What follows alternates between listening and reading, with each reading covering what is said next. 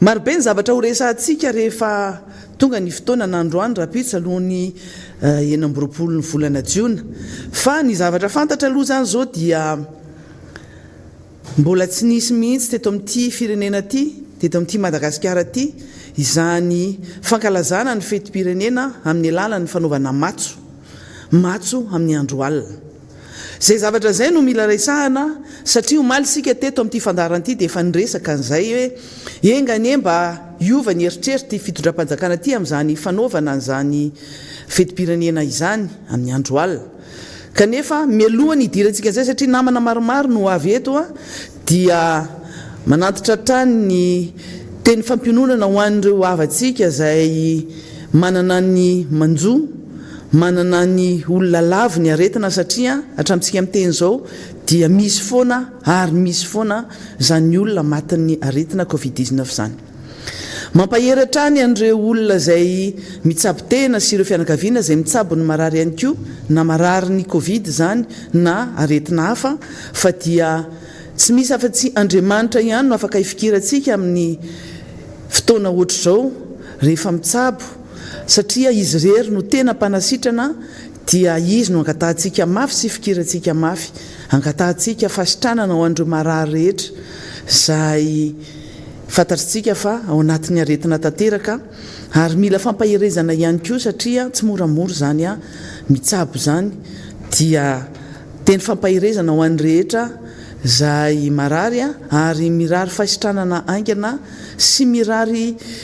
fanahitanana tsy mafy intsony, miala mihitsy ny fanahitanana ho an'ireo olona izay marary reny. Misy ihany koa satria ny fiainana moa zany dia tantely amam-bahona foana, misy ny maty, misy ny teraka, fa eo ihany koa misy ny mankalaza ny tsingeritaona naterahany. Misy namantsika androany izay mankalaza zany tsingeritaona naterahany zany, ny namana Erika Ambotry Manjaka izay entitsika ambavaka ary omentsika ny firarintsoa be dia be ho azy ny sosiny tsara, fa ny fahasalamana no tena rarintsika ho azy mba hahafahany manatanteraka ny adidy aman'andraikiny izay antsoroany eto amin'ity fandaharana ity, eo anivon'ny ankonana, eo anivon'ny firenena zany. Dia mirary soa be dia be, bon anniversaire Erika, dia ho any an-trano zany rehefa avy eo manao fety kely na fotoana mamety anazy moa zany, fa dia firarintsoa be dia be, ampitiavana be no anlorantsika an'izany firarintsoa ho an'ny Erika zany. Araky ny voalaza teo moa zany dia efa manao volombolony fetysika, efa mamofopofona fety, ary izany fety fankalazana ny fetim-pirenena zany dia zava-dehibe ho an'ny rehetra, fa indrindra ho antsika izay any amin'ireny faritra reny, any ambanivohitra, tena goavana be zany fankalazana ny fetim-pirenena zany, ary fiandrasana an'izany 26 Jona zany na ny 5 Jona izay anaovana arendrina sy ny fety sy ny sisa reny, fanaovana afomanga reny, dia tsy andry na ho an'ny ankizy na ho an'ny lehibe zany tsy andry. Eto Antananarivo manokana no resahako satria araky ny voalaza moa zany sy ny vaovao izay eno eto seroa dia hoe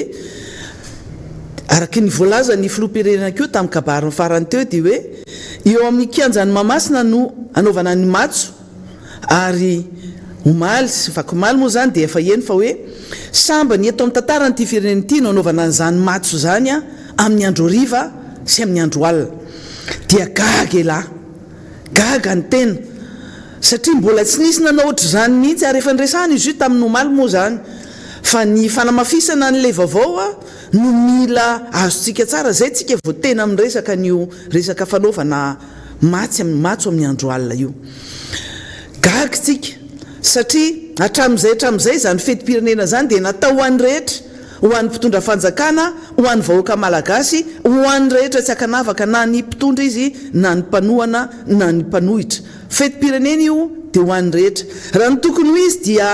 tokony fanehoana firaisan-kina sy ampo-pirenena zany fetim-pirenena zany, tsy misy fanilikiliana sy fanavakavahana, fa tokony hita ao daholo ny firaisan'ny rehetra amin'ny alalan'ny fihetsika na ny amin'ny alalan'ny zavatra maro, fa ny fahalalana fa hoe samy malagasy ary mankalaza ny fetim-pirenena malagasy na tsarovana ny fahazahoan'ny Madagasikara ny fahaleovantena ny malagasy fahaleovantena ny Madagasikara zay ny tokony hitataratra. Zavatra hitantsika tao anatin'izay fotoana maromaro zay rehefa mipaika ny volana Jona dia tokony hanangan-tsaina daholo ny rehetra ary zay ny nahazatra tamin'ny fotoana maro fa niovy zany fihetsika zany rehefa nanomboka ny taona 2020 satria nisy fanehoana tsy fankasitrahana ny fanonganam-panjakana dia nisy olona maro dia maro mihitsy tsy nanangan-tsaina nampisehoany tsy fankasitrahana zany fanonganam-panjakana zany. Nanomboka tamin'ny taona 2020 zany no mankaty dia lasa fanehoana hevitra na fanehoana zavatra anankiray tiana ho ampitaina ny fananganana saina. Teo ireo olona tena hoe manangan-tsaina zay dia ny antony hananganana saina dia fanehoana fa makasitraka ny fankalazana ny fetim-pirenena nazahoana ny fahaleovantena. Ny sasany kosa dia naneho hoe zay tsy hanangan-tsaina satria manohitra tanteraka ny fanonganam-panjakana ary namotika ny firenena malagasy ny fanonganam-panjakana noho izany dia ampisehoanay fa tsy manangana ny saina zay. Tsy resaka hoe hitenina hoe hijuge na hitsara na iza na izy tsika ao anatin'izay fa ny zavatra nisy fotsiny no resahana aloha teto hoe nisy zavatra nitrangana nomboka tamin'ny 2020 nakaty dia nitohy foana zany. Somary niato kely izy tamin'ny fotoana nitondran'ny filora Jona satria amin'ny ankapobeny dia nisy olona nanangan-tsaina mihoatra lavitra noho ny tamin'ny fotoana ny tetezamita. Somary niverimberina kely ny olona nanangan-tsaina na inona tsy fitovikevitra tamin'ny filora Jona na inona fa ny zavatra hita kosa dia hoe samy matsiaro daholo ny rehetra fa rehefa fetim-pirenena dia ny saina no anisany mahafirenena manana ny fahaleovantenany. Ny teny sy ny saina dia anisany mahafirenena ny firenena anankiray. Tao anatin'ny taona faraparan'izay resantsika zao moa zany satria roa taona sy tapa niditra ny fahatelo taonany zao ny mpitondra ankehitriny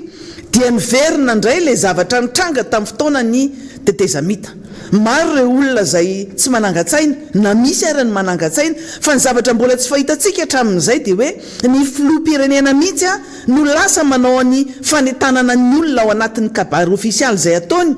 isaky ny 12 andro manentana ny olona nangan-tsaina dia gagitsika hoe anjara asa ny filoham-pirenena ve zany? Inona ny mahatonga filoham-pirenena hiantso ny olona nangan-tsaina?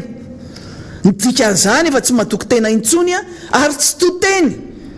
fa dia amin'ny fotoana firesahana ny vahoaka malagasy no ny amehana ara-pahasalamana no ampidirana n'le resaka hoe manangana saina.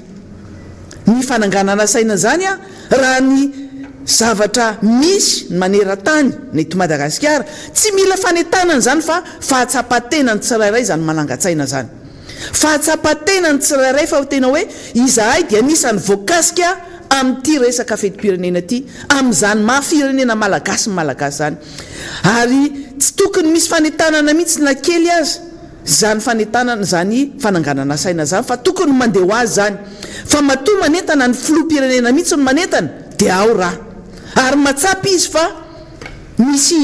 olona tena tsy te hanangan-tsaina noho ny fisian'ny mpitondra amin'izao fotoana izao. Mila mieritreritra zany mpitondra fanjakana, mila mieritreritra le filoham-pirenena, mila mieritreritra ny fanefahefana mpanatanteraka, mila mieritreritra ny olom-boafidy rehetra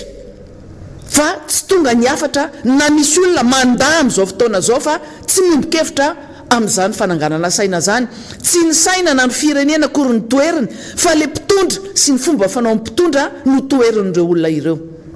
Eto ny tenako tsy te hanentana na hoe dia amerary ny olona tsy manangan-tsaina na hoe hanentana ny olona manangan-tsaina fa fahatsapatena ny tsirairay hoy ny fananganana saina zany. Mila samy matsapa daholo ny tsirairay hoe inona ny dikan'izany sainam-pirenena zany ary inona ny zavatra mitranga eto amin'ity firenena ty. 2020 Jona dia eritreretina fa hoe 4 taona aty aoriana 2020 tsika izao. Tamin'ny 700 tsika no nahazo ny fahaleovantena ara-pomba ofisialy moa zany, ino moa zany ny lazana hoe nakalazaina ny 4 Jona. Fotoana manaraka tsika resaka amin'izany satria misy daty maromaro izay mila resahana, mila fantatra ihany koa ary mila patsahivana fa tsy androany tsika ny resaka izany fa ny resaka fananganan-tsaina sy ny manodidina an'izay ny tsara resahantsika androany zany sy ny fety izay atao. Ary izay zavatra izay no mila jerena hoe raha misy ny fandarana Miara Manonja, raha misy ny olona manohitra eto amin'ity fitondrana ity, amin'ity firenena ity, dia mila manajan'izany mpanohitra zany ny mpitondra, mila manajan'izany olona izay maneho ny hevitra fanoherana zany ny mpitondra, fa tsy hoe izay tiany atao no atao eto amin'ity firenena ity. Amin'ny fotoana tsy ampoziny no mipotra izay fanoherana ataon'ny olona zay. Maro ny olona tsy miteny na ny ataontsika hoe majorité silencieuse. Ireo olona reo amin'ny fotoana ilana anazy rehefa ohatra tonga ny fifidianana dia fantatritsika fa anisan'ny mifidy ireo na koa tena tsy mifidy mihitsy. Ary zavatra nitranga zany tamin'ny fifidianana farany teo, be dia be ny olona tsy mifidy ary maro be ny olona naneho hevitra tsy nandeha nifidy. Ary fanehoana hevitra anankiray ny tsy fandehanana fifidianana noho ny tsy fahafaliam-pony, noho ny tsy afa-po izy hoe ireo fotsiny ny olona milatsaka hofidiana. Fa le fomba fanao ihany koa amin'ny alalan'ny fangalaram-bato na ny fanararota-pahefana, fanarotana fahefana na amin'ny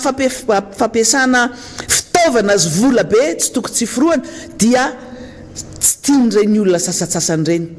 Ary zay ny tokony mampieritreritra foana ho iaho hoe rehefa mitondra fanjakana ianao dia tadidio tsara fa mieritreritra hoe izaho ty dia lany tamin'ny fomba hoana, izaho ty dia lany tamin'ny manahoana, ary izaho ty dia olona ohatrin'iza sy ahoana ny fidy ahy.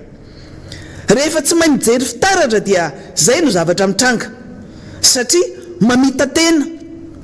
Ary rehefa mamita tena dia mamita ka ny vahoaka ihany koa satria na ny tena ny ara-mo fitahany dia hitantsika ny zavatra mitrangatra amintsika miteny zao fa ny fampanantenana rehetra izay natao, izay velorano natao rehetrarehetra izay nataony dia isaintsika amin'ny ratsan-tanana hoe firy momba vitany. Fa randra oeraoera kosa no resahana tena vita maro be tsy tokony tsy foroana izy ary tena tsy tapitra n'izany oeraoera zany. Tsy mety tapitra ny oeraoera ary zay zavatra oeraoera zay no mbola tiany toizina raha amin'ny fanaovana an'io matso io. Miresaka matso tsika satria tsy mbola fahita zany hoe anomboka amin'ny 4 hono ny matso. Tamin'ny fotoanandro ny amiraly dia tadiditsika hoe fotoana fanaovan'ny olona mita be tamin'ireny fotoana ireny moa zany ny mbola kely ny tena dia mba mijery mba faly ery mahita an'izany olona be dia be manao mita be zany. Tena niterena mihitsy tsy maintsy nanao mita be. Ary nitaterina tamin'ny fiarakodia ny olona nameno an'ireny gradin ireny, nameno an'ireny kianja mamasina. Fa amin'indray mitioraka ity indray kosa dia tsy misy le mita be fa matso ny mpitandro filaminana no hitantsika. Dia ny fanontaniana mipetraka raha hoe inona no mahatonga le mpitondra fanjakana anao an'izay matso amin'ny andro hariva zay. Satria fantatritsika fa andro ririnina zao ny eto Antananarivo ary rehefa andro ririnina zany dia malaky maizina ny andro. Amin'ny 5 hariva zany dia efa manomboka me maizina, amin'ny 5 sasany efa tena maizina tanteraka. Fa tsy vitany maizina fotsiny fa mangatsika mamirifiry. Androany manokana moa eto Antananarivo moa zany tena mamirifiry asa 4 degré fa dia manerika mangirifiry tena mangatsika ny andro eto Antananarivo. Eritreretina fa ohatrohatran'izay ny fotoana raha amin'ny 4 Jona io dia azontsika tsaina ve le mpitandro filaminana ataontsika hoe amin'ny ankapobeny mpitandro filaminana kely, miaramila kely. Marina fa misy ireo officier ambony, mety ho général, mety manambonahitra ambony, officier supérieur sy officier généraux zany no hitarika an'izany matso zany. Fa le amin'ny ankapobeny dia ireo miaramila tsotsotra aty amin'ny ambanimbany no andeha nomita an'izany matso zany. Hiaritra ny antsika mandritra ny tontolo andro satria rehefa nomboka matso dia tsy amin'ny hariva koa ireo olona hoe asaina tonga fa vao maraina dia efa asaina milahatra miaritra amin'ny masoandro raha misy masoandro fa miaritra ny antsika raha ohatra ka fotoana mangatsika toy izao ary tsy afaka manao akanjo mihoatra ny anaovana sy ny tenue réglementaire. Dia zay no zavatra ho hitantsika zany hoe misy mpitandro filaminana zany hoentina ho atao sorona ao anatin'izany atsika zany no ny fitiavana oeraoera zay ataon'ity mpitondra ty. Ny mamaika anazy dia tsy ny hoe ny matso zay atao fankalazana ny fetim-pirenena ho an'ny daolobe, ho an'ny vahoaka malagasy araka ny teneniko teo hoe nampanohitra izy, nampanohina izy, nampanohana ny fitondrana, na ho aniza na ho aniza zany matso zany, zany fankalazana ny fetim-pirenena zany. Marina fa ny mpitandro filaminana no andehanao an'izany matso zany, fa ho an'ny rehetra ary sarabambe-bahoaka, ho an'ny malagasy rehetra aloha. Mety misy vahiny asainao fa ny malagasy rehetra no mila misitraka an'izany satria fetim-pirenena io. Ary ny antony anankiray zay anaovana an'izany matso ao anatiny eo amin'ny kianjan'ny Mahamasina zany, zay fantatritsika fa araka ny tenin'ny filoham-pirenena dia hoe tsy misy matso atao any amin'ny faritra rehetra afa-tsy amin'ny renivohim-paritany. Midika an'izany zany dia sakanana daholo ny rehetra tsy mahazo manao an'izany matso zany any amin'izay toerana misy azy, any amin'ny distrika zay misy atsika rehetrarehetra any. Zay fomba fanao hatramin'izay misy ny resaka hoe no ny antony ara-pahasalamana, ame ara-pahasalamana ny tsy anaovana an'izay, fa ny eto Antananarivo manokana kosa hoy ady hoe natao any rehetra io fa izao ny zavatra misy ary. Maika nanao ny oeraoera ny mpitondra fanjakana, ny filoham-pirenena, maika idedaka amin'le kianja novaina anarana ihany koa ohatra nanaovana ny rovan'ny Manjakamiadana, novaina ihany koa ny anarana zany kianja ny Mahamasina zany, stade municipal Mahamasina tsisy tsy nalalan'izany hatramin'izay ka hatramin'izay patrimoine zany eto Antananarivo. Raha novaina, raha natao kianja ny Barea théorine, asa rehefa tonga izy indray ny mpitondra na miova indray ny équipe nationale ny baolina kitra dia hovaina anarana indray koa ve? Zay no zavatra misy amin'izao. Fa le oeraoera sy ny dedakisma no mahamaika dia sakrifiana daholo ny olona rehetra. Iza ny olona tia nanatrika an'izany matso zany amin'ny andro alina zany, iza ny olona tsy mahazo mijery an'izany matso zany, natao aniza ny matso, iza ny olona ailika tsy mahazo mijery an'izany matso zany, iza ny olona manana tombontsoa manokana hijery an'izany matso zany. Fa ao anatin'izay ny zavatra tiana ampitaina aminareo dia izao, tsy mbola nisy nanao zany nanao matso amin'ny andro alina zany teto Madagasikara, fa tena mana-pirofo le zavatra niraisahana teto amin'ity Miara Manonja ity ombeny fa dia hoe zanakiny maizina tokoa ve ty fitondrana ity. Tena zanakiny maizina ve? Fa amin'ny andro maizina zay fantatritsika fa zany maizina zany no andro no fanaovana ny ratsy rehetra, fotoana fanaovana ny zavatra ratsy eto amin'ity tany ity. Azotsika tsara miza zany hoe ny alina no aloko ny fahafatesana, fa ny alina koa ny maizina no fanaovany olon-dratsy ny raha ratsiny, ny mpangalatra, ny mpanendaka, ny mpamono olona sy ny mpanao ratsy rehetra. Ary fantatritsika fa eto Antananarivo manokana dia amin'ny andro alina tsy azo ivoahana. Matahotra ny voaka an'izany satria ny tsy fandriam-pahalemana no manjaka naiza naiza. Ary fantatritsika fa rehefa mijery an'ireny matso ireny, fotoana anankiray ho an'ny fianakaviana, misy fotoanandro moa dia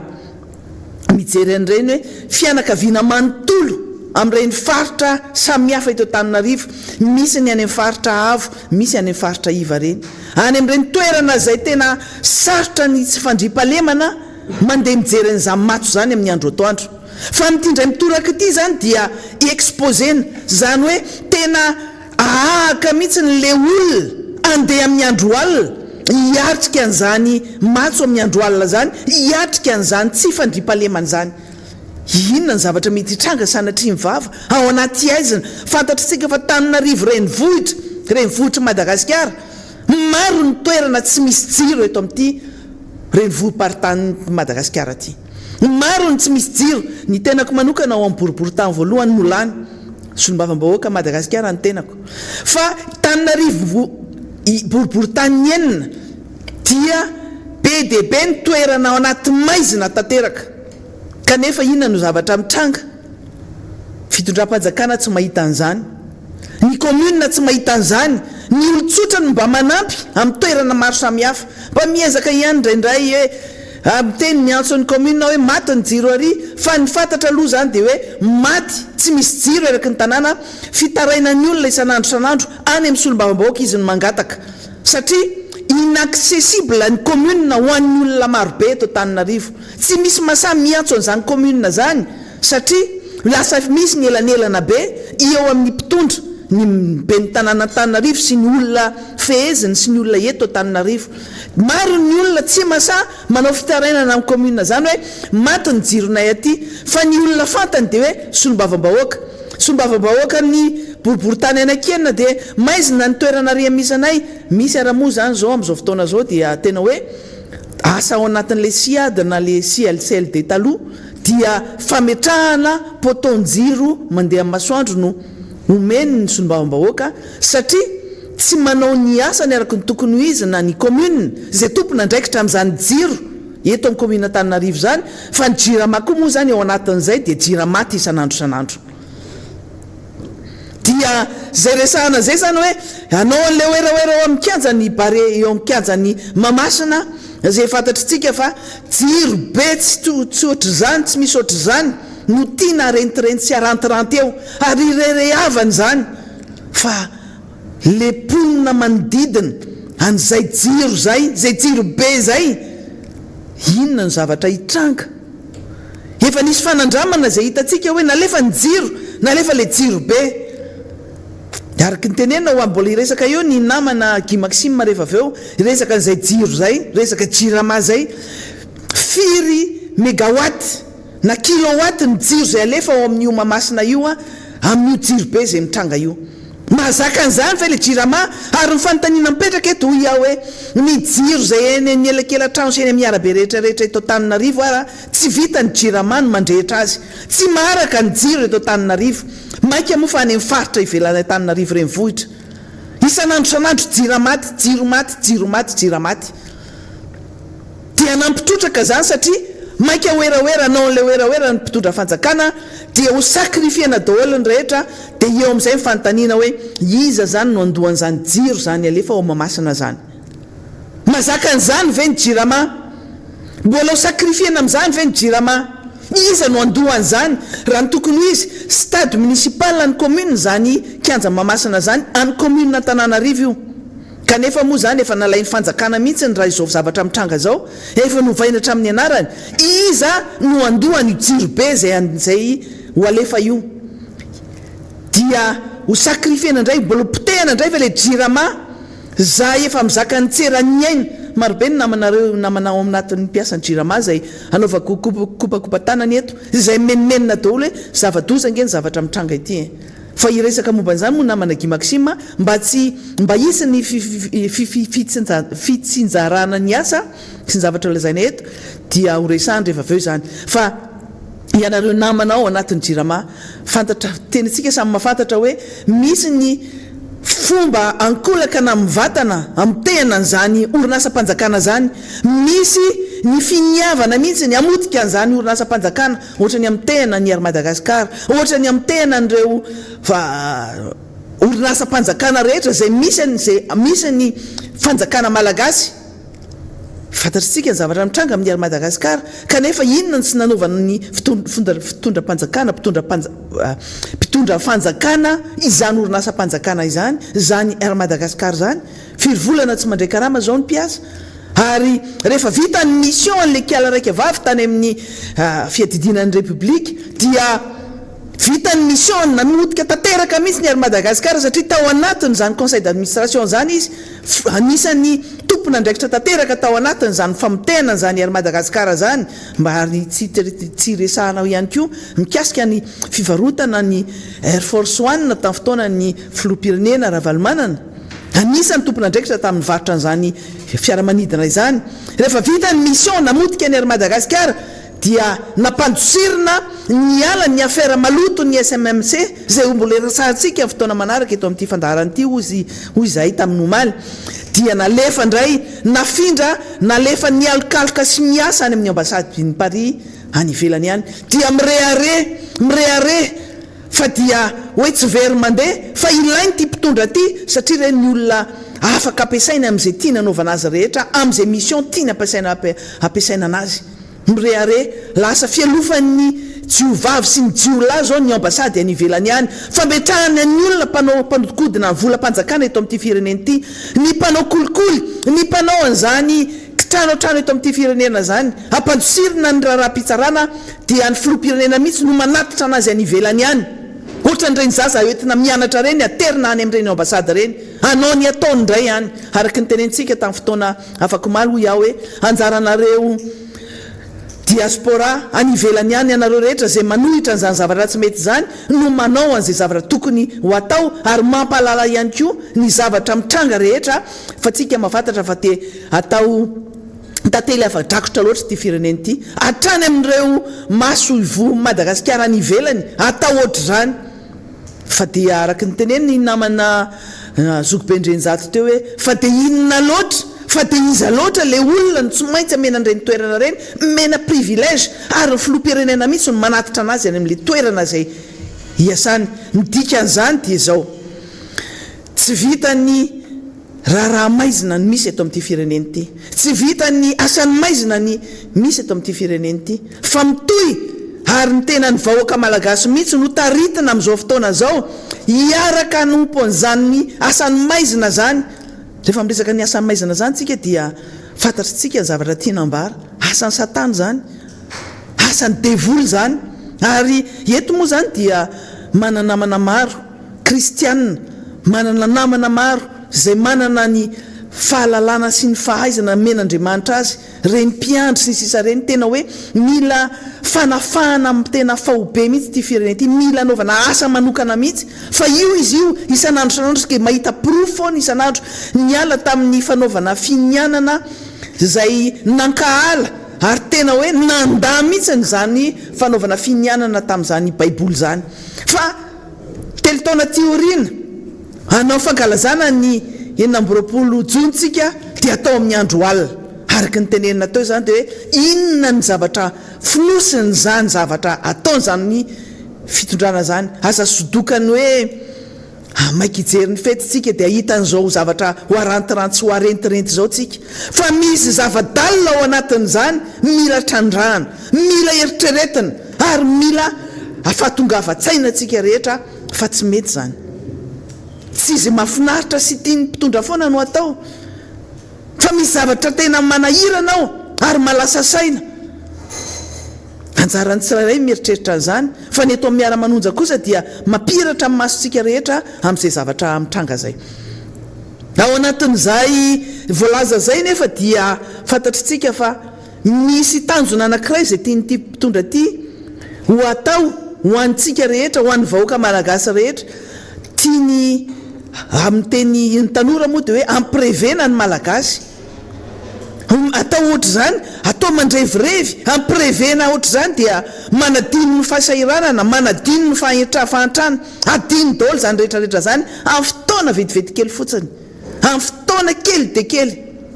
fa zany fanaovana matso amin'ny andro alina zany ve mahavany olana sy ny mahavany alahelo ny fahantrana ny fahasairanana any tokantrano tsirairay ihany mba hasitrana ny marary ve zany mampidina ny vidin'ny vary zay ho antsika ve zany mampidina ny faktoratsika ny jirotsika ve zany ampirevena ho ihany olona dia jamba aloha amin'ny fotoana kely raha tadiditsika tamin'ny fotoana ny tetezamita nampirevena tsy tena zany hoe nampanaovina ny tsy fanao ny vahoaka malagasy tasamy matadidy daholo tsika tamin'ireny fotoanandro reny natao nasiana fety be ny tapenana mihitsy ny lalana ohatra teo amin'ny akaikin'ny Carlton teo amin'ny radio Madagasikara teo ho an'izay efa mahita zany toerana eto Antananarivo zany teo mihitsy ny nasiana podium mangeza be ary fampandihizana zavatra fampandihizana fitombenana ny be dia be teo tamin'ireny fotoana reny fisotroana toka fisotroana zavatra mamamo ary tena hoe famotena le tanora malagasy amin'ny toerana rehetra manodidina n'iny toerana iny loto tena hoe masiso maimbo zany ny zavatra nitranga fanaovan'ny olona maloto satria olona misotro sy olona tena manao ny zavatra tena naprisiana hoe tena incitation à la débauche moa amin'ny teny frantsay tena hoe naprisiana anao ratsy sy manaonao foana mihitsy le tanora malagasy tamin'ireny zay ny zavatra tia naverina amin'izao ary reny zavatra natao tamin'ny tetezamita reny no averina indray amin'izao fotoana zao fa dia hoe miova fotsiny toerana anaovana anazy fa matoa prisihana amin'ny andro alina ny olona ivoaka hanao an'izany fety anaty maizina sy anaty aizina zany dia fantatritsika ny zavatra tiana hiaviana ao anatin'izany tafiditra ao anatin'ny famotena ny sotoavina malagasy tafiditra ao anatin'ny famitenany tanora, famitenany malagasy amin'ny maha-malagasy azy zavatra tao zany.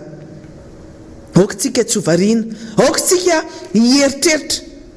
fa zany zavatra rehetra zay atao zany hoy tsy mahava nyzany vidiny zany menaka zany efa ohatrinona vidiny menaka antsika miteny androany, ohatrinona ny nampanaitanana nefa, ohatrinona ny nampanaitanana tamintsika tamin'izy nanao fampelezan-kevitra, tamin'izy nanonga-panjakana moa dia efa niteny hoe 504 fa nanao fampanantenana izy tamin'ny nanao indreny velorano be deaibe reny. Androany isika afaka mahita ny vidiny menaka, tsy latsaky ny 7,000 raha manakaikaiky ny ray alina, misy ara menaka efa 2,000 sy ray alina. Ny vary ohatrinona amin'izao tsika miteny zao, farafamorany 900 ny kapoaka, 900 ariary ny kapoaka. Dia izay no zavatra misy amin'izao tsika miteny zao, fa ny oeraoeran'ny zareo mpitondra dia hafa, ary ny zavatra tiany atao sy ny lahara-pamehan'ny mpitondra dia hafa. Fa tsika eto amin'ity fandarana Miara Manonja ity miteny ny zava-misy, ary ny arahantsika rehetra miaina tsy azo afenina zany. Tafiditra ao anatin'izay zavatra tsy afa-tsy azo afenina zay dia zao. Tamin'ny volana May tsika, fahaenina ny volana May, ho anareo zay afaka mijery ny fandarana Miara Manonja tamin'ny fahaenina ny volana May, nyresaka kere tany amin'ny faritra atsimo sika. Ary tena niantso vonjy teto satria ireo mpamatsy vola rehetra mpanampy Madagasikara, ny PAM, ny UNICEF, ny USAID sy ny sisa rehetra manampy Madagasikara ary manao ny asan'ny fanjakana, manao ny asan'ny mpanatanteraka satria défaillant, tsy mahavita ny asan'ny mpitondra fanjakana. Dia nanao antso tsika teto amin'ity fandarana Miara Manonja ity, nisy tableau navoaka teto hoe tena kere tanteraka, ary nyresaka zaza latsaky ny 5 taona tsika teto sy ny zaza enim-bolana ka hatramin'ny 5 taona moa zany ny tena nyresahana, fa ny olona rehetra mihitsy amin'ny akapobe no ianjadian'ny kere any amin'ny faritra atsimo tamin'izany volana May zany. Fa omaly isika samy nahita ny zavatry nalefa ny journaliste, ny correspondante ny France 24 moa zay enjehan'ny mpitondra fanjakana ity, i Ramatoa Gaël Borgia, zay nanao an'le horonan-tsary ary nanao publication any anatiny reny tambajotra serasera reny, nampilaza ny zavatra misy any amin'ny faritra atsimo iny, any Ambovombe moa zavatra resana. Ho alefantsika eto zay sary zay, ary sary nindramina tamin'ny Gaël moa io isorana anazy amin'ny satria efa natao publika le izy ho zaraitsika. Ity zavatra ity zany dia tena hoe mahavaky fo. Zay ny zavatra misy eto Madagasikara, io no zavatra misy eto Madagasikara amin'izao fotoana zao. Ny olona malagasy ohatratsika, ohatranao, ohatratsika rehetra reto dia ny zavatra hoanina zany vahoaka malagasy any amin'izany faritra Ambovombe zany dia tsy azontsika tsaina intsony, tsy raketa intsony, fa dia hoe hoditra fanaovana kiraro sy poketra cuir, azontsika tsaina ve zany. Reny mpianakaviana miteny an'izany fa marikoditra mitsangam-bolo mihitsy manao an'izany, maheno mahita n'io sary io omaly, tena hoe cuir, hoditra fanaovana kiraro sy fanaovana poketra re olona no andrahoany reny mpianakaviana sy ny ankizy hoanina satria tsy misy sakafa matin'ny kere, tratry ny kere re olona reo, dia mba rariny ve zany.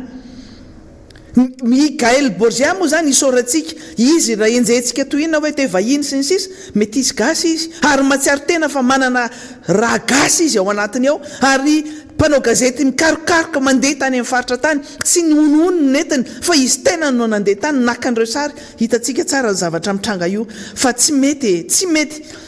ny oeraoerany ataon'le mpitondra ity mandeha migesta etsy sy eroa amin'ny fiara tsara tarehy, ny trano, ny fiakanjo sy ny sisa, fa le vahoaka malagasy any amin'ireny toerana ireny any Ambovombe zany dia samy mahita tsika hoe ahoana no zany no zavatra atao, zany no zavatra mitranga. Taiza mbola nisy an'izany hoe hoditra cuir fanaovana kiraro sy fanaovana poketra no andrahoana no hoanina amin'ny hoe kere nona le olona. Tena mbola tsy fahita eran'izao tontolo zao zany zavatra mitranga zany. Na tamin'ireny toerana tamin'ny fotoana nisy ny kere ireny fa mihinana tany Afrika zany tsy mbola nahita ohatr'izany. Fa ny fahitantsika dia hoe mihinana taretra ny olona zay nona any amin'ny faritra atsimo iny fa amin'izao fotoana zao inona ny zavatra hitantsika zany dia lazao indray fa mandainga indray ny mpanao gazety izay mitondra an'izany sary zany dia lazao indray fa manakorotana tsika eto amin'ity fandarana Miara Manonja ity araka ny teneniko teto hoy aho hoe tena materitreritra tena materitreritra ny fitondram-panjakana ary tsika tsy teny hoe manodiavanareo ny zavatra ataonareo fa tsy rariny zao tena tsy rariny zao tsy mbola nahita zavatra ohatr' zao tsika tsy mbola nahita zavatra ohatr' zao tena mampitomany tena hoe mampitomany tena mampitomany aloha tsika rehetra samy hitan'io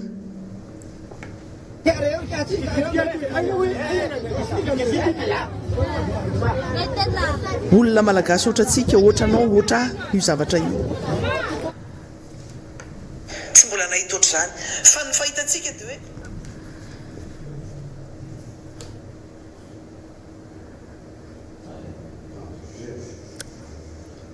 samy eritreritra zao ny zavatra mitranga tsy ny fironina le mpitondra fanjakana nefa aiza état défaillant firenena malagasy zany dia tondron'olona molitra dia eritrereto zao zavatra mitranga zao eritrereto zao zavatra misy zao ngambany rehefa kelikely ngambany akoatran'ireny olona mangalatra hoe volon'olona etaizana ireny dia rehefa kelikely keo dia misy olona anendaka poketra hoe misy mitondra reny poketra vita hoditra reny dia misy angalatra koa ngambany rehefa kelikely satria lasa hoe azo hohaniny reny marina fa hoditr'omby reny na hoditra biby reny fa tena ambanin'ny biby zao zavatra mitranga zao na ny biby raha omena an'ireny hoditra reny sanatria mivava ngamba mety tsy hinana nefa olombelona ohatritsika ohatranao ohatra nozy no manao mihinana an'izao zavatra zao io tsy langouste io tsy kraby io tsy fozy io fa hoditra fanaovana kiraro hoditra fanaovana poketra io fanaovana zavatra hafa io hoan'ny olombelona ohatranareo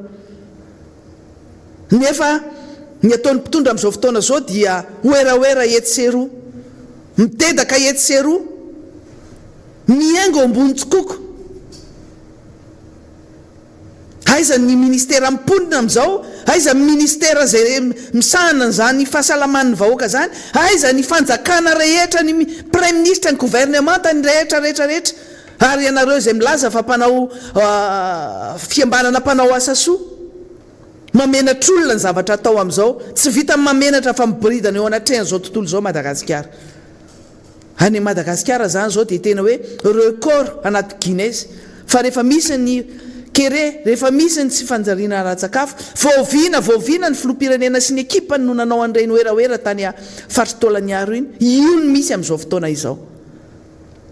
samy eritreritrytsika samy mahitan'io zay no anjara fitenenako androany fa dia efa ao anatin'ny antsotarbio ny namana zokobe ndrenjato aleo izy indray no anoen'ny faneokevitra aloha fa raha ny tenako manokana hoy a dia marary foko mahita an'ireny zavatra mitranga io ary aleo ampahafantarina ny rehetra eto Madagasikara eto Antananarivo dia zao marobe ny olona manan-karena tampoka eto ary be dia be ny zavatra tatitra zay azonay any amin'ny ministera isatsokadiny any ary anaty staff ny ministera rehetra any fa dia ny fihinanam-bola dia tena gravy dia hoe tsy misy asa atao fa dia mihinam-bola fotsiny no atao dia rehefa mahazo vola dia mividy fiara dia mividy trano dia tampotampoka eo le olona vao nandeha bus omaly sy fakomaly le olona nandeha tongotra omaly sy fakomaly nahazo toerana eo akaikin'ny ministra anatin'ireny kabinetran'ny ministera reny dia tampotampoka eo lasa mpanan-karena mpanefoefo lasa miliardaire zany ny zavatra misy amin'izao fotoana zao nefa reo ny fantrana misy any amin'ireny toerana reny araka ny tenenina teto nisy fotoana hoe reny inspection générale de l'état reny tsy manana ny asany intsony tsy ampiasaina intsony reny satria sakanana any amin'ny ivony any an-dapa any tsy avela manao an'ireny audit reny tsy mena ny asany intsony satria manjary mahita ny zavatra tsy fahita mbola ho avy daholo ny anjara asanareo ny anjara anareo rehetra reo manao tsinitsinina zany voaka malagasy zany zany volam-panjakana zany mandeha any amin'tsizy mahafantatra olona maromaro ny tenanay zay miantso hoe rakoto rabe ao anatin'ny ministera, ministerany fahasalamany, ministerany fanatanjahantena, ministerany mponina, ministerany energie, ministerany rano sy ny sisa marobe ny zavatra mitrangany. Ary le fananana rehefa aveo rehefa azo tsy sainy ataony amin'ny anarany fa ataony amin'ny anaran'ny ralahany, anabaviny, olona matoky, afeny penina fa tsy sahany aseho vahoaka kanefa mivoaka foana ny marina. Reny zavatra reny ke misy fetrany daholo, misy fetrany daholo reny zavatra reny aza dino zany. Ary zay eto mampanonja anay ity dia izany, tsy rariny raha ohatra ka misy olona mahantra fadiran'ovana any, misy olona tsy mandray karama, tsy manana ninina any, tsy misitraka amin'ny fanampiana zay tokony hisitrahany, manao tatitra ny ministeran'ny mponina kalitsinjo ho an'ny olona 2,000. Inona ny dikan'izany mihoatra amin'ny olona 520 tapitrisa? Inona ny dikan'izany? Mbola tsy nisy fangalarana sy fanaovana tantely afa-drakotra n'izany firenena zany mihoatra an'izao ataon'izao fitondrana zao. Araka ny teneniny namana zoky député ambanivohitra hoe marary ny fo, fa tena marary tokoa ny fo, fa tsy maintsy mijoro sika rehetra midénoncer, miteny ny zavatra tsy mety amin'ity firenena ity. Efa ao amin'ny Antsoatarbe ny namana Andrenjato izay no ametrahako ny veloma finaritra ho antsika rehetra ho amin'ny ampitsondray. Manatitra ny arahatra ny topolasy topovavy manaraka izao. Ny fangarovoraka ny fomba fandraisan'ireto mpitondra ireto ny zava-misy eto Madagasikara, confusion totale. Tsy hainy ny mipetraka amin'ny mampitondra azy. Rehefa mpitondra mantsy dia voafehin'ny sakan'ny mpitondra, fa tsy hoe ny mpanohitra ihany no tsy maintsy amoronana saka. Izany hoe lalàna avokoa ny mifehy ny hetsika rehetra sy ny fetika ataon'ny mpitondra. Voalohany amin'izany ny voalaza andalam-panorenana. Rehefa ny anina ka amin'ny vahoaka malagasy ianao mpitondra fa hitandro toy ny anak'Andriamaso ny tombontsoan'ny vahoaka malagasy dia omeny lalàna isan'ambaratongany ho anao ny tombonjo rehetra ahafahanao manatanteraka izany andraikitao rehetra izany. Izany hoe na ny ankohonanao aza mandefitra manoloana ny tombontsoan'ny vahoaka malagasy.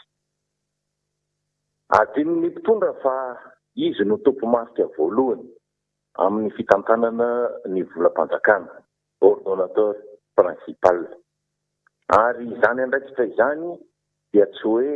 aitraika fa iankina ny fifampitokisana voalohany eo amin'ny mpitondra sy ny olobeeziny. Izany hoe tsy mandidy dia homana no dikan'izany fa arakaraka ny programa narosinao nandritra ny propagandy navadika ho programam-panjakana hitantanana ny firenena mandritry ny 5 taona. Dia arak'iny no hifampitsarana. Mbola samy omeny ny vahoaka malagasy ny herijika bandoetra 520 tapitrisa iraimbilanja 25 milliards de francs ny filohan'ny repoblika isan-taona anaovany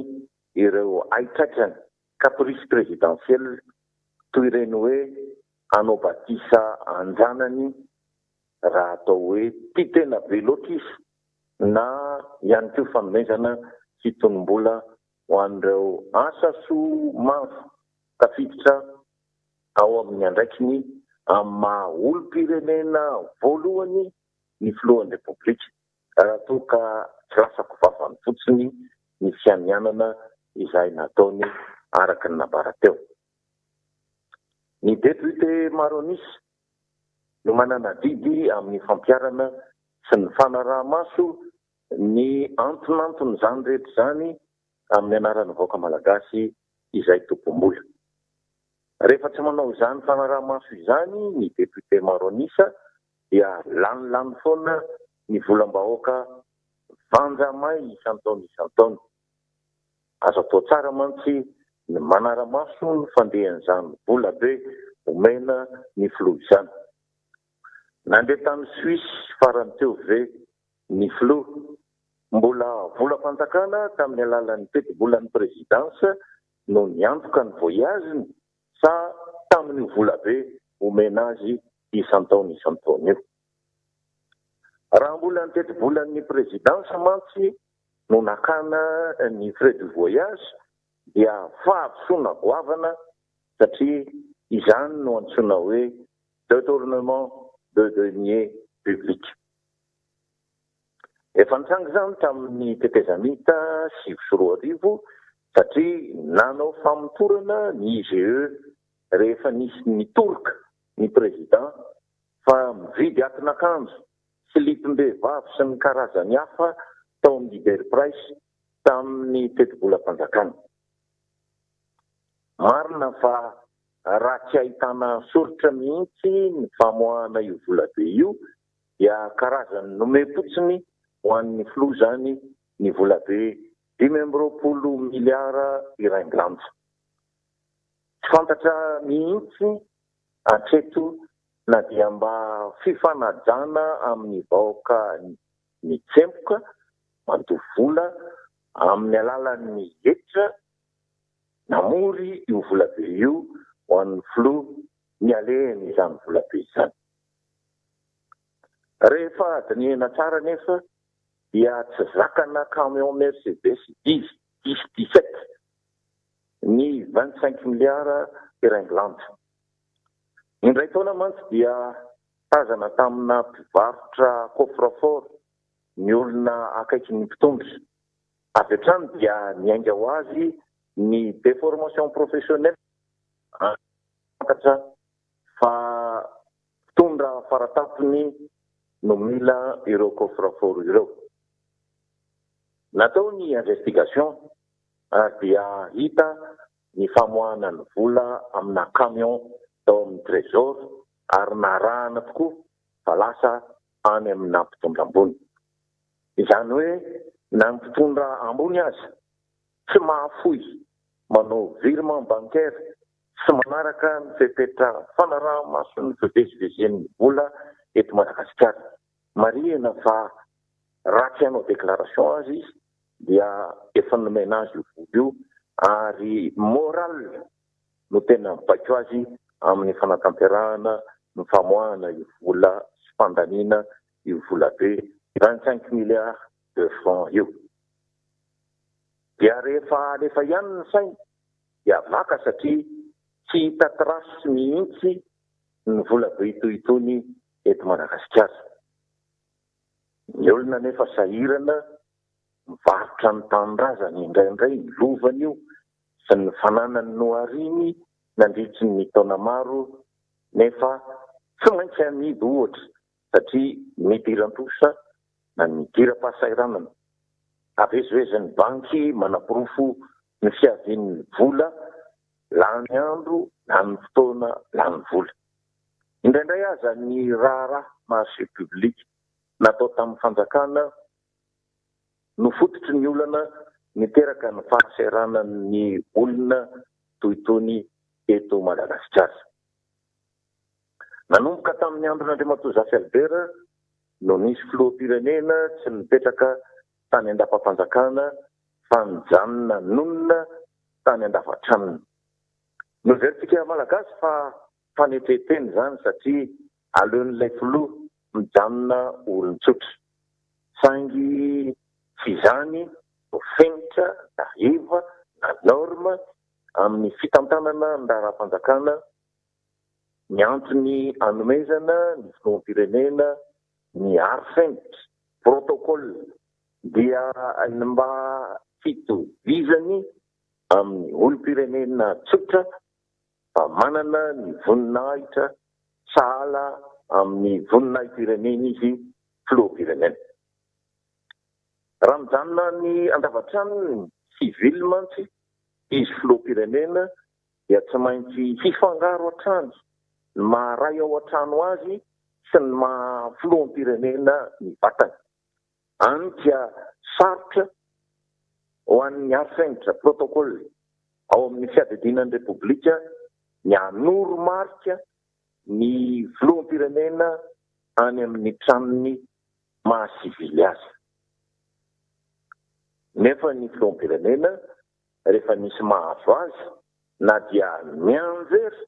fa tafotohina dia efa affaire d'État no dikan'izany. Ny professeur Zafelbera ohatra indray andro dia nanaovan'ny olona ratsy fanahy sotasota satria namono ny sakamainty teo anoloan'ny vavahadiny teny Ivanjy. Samitaitra ny ambany lanitra satria vavahadina filoham-pirenena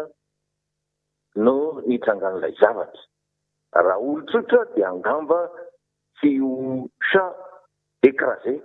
araky ny fomba fiteny journalistika fa satria fa araky ny fomba fitenin'ny Zafelbera dia tsy olon-tsotra no niara-nitsanga fa olona amony ratany eto amin'ny tenan'ny firenena dia tsy maintsy mandeha ny fanadihadiana avolenta ny tezy IDE tamin'izany fotoan'izany, ny police criminelle, ny brigade de recherche ny gendarmerie sisa sy ny sisa. Hitramin'ny professeur Zafelbera amin'io dia voadidina fasana eo ambony antinanany. Ary ny hôtel Pullman tamin'izany fotoan'izany dia nijoalajoala teo andafy antinanany tranon'ny professeur ay abandonné